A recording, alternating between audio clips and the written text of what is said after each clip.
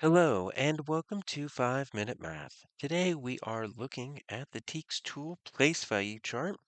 We are working with place value relationships with a problem related to TEKS 3.2a, and we'll solve it in 5 minutes or less.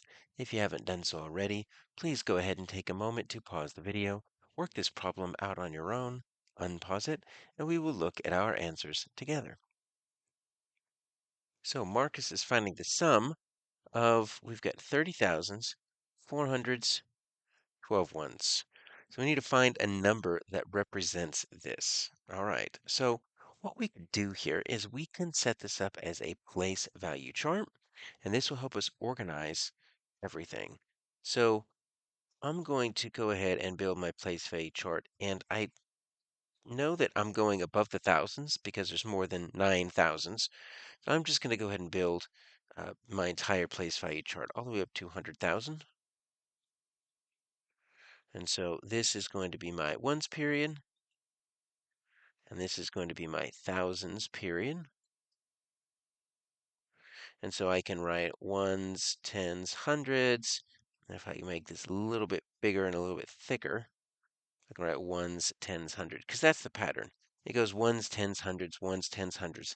The name of the period just changes. So this is 1,000, this is 10,000, this is 100,000.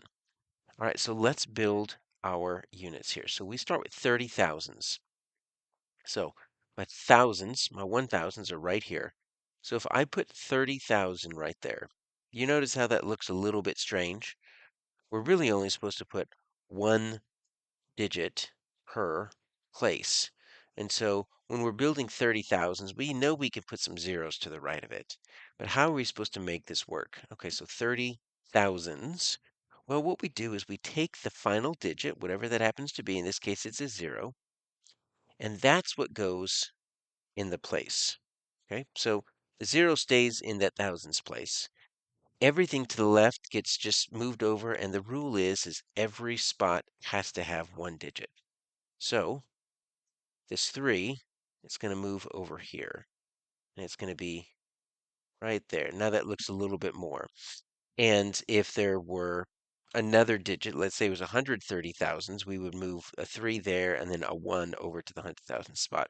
You can't have more than one digit in each spot. So this looks like 30,000s. Now, if you look at it, we would just call this 30,000, but 30,000s is the same as what we really have is 3 10,000s, right?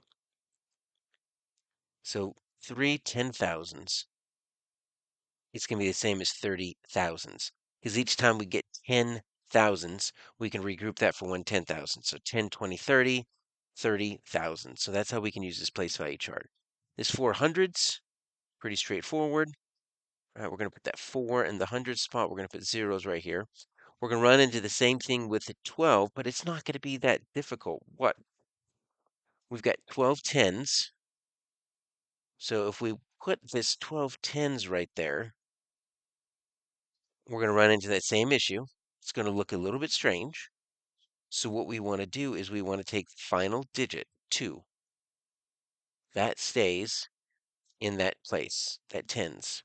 And so I'm going to take this 1, move it over because every digit has to have its own spot right there. So 12 tens is the same as 100 and then 2 tens, or we could just call that 120. Because think about it, if I skip count by tens, 10, 20, 30, 40, 50, 60, 70, 80, 90, 100. Once I get 10 tens, that makes 100, and then I've got 2 tens left over. So now, once I have it like this, I can just add it as if it's a normal addition problem. So that's the beauty of using this place value chart. Once you set everything up, you can add it like it's a place value, like it's an addition problem. Sometimes you might need to regroup. In this case, we don't. The only thing that really overlaps is we've got 400s from the 400, and we've got 100 from the 12 tens. So that's going to be a 5. And you notice that's the trick. There's no 5 here, but that's going to be in our answer.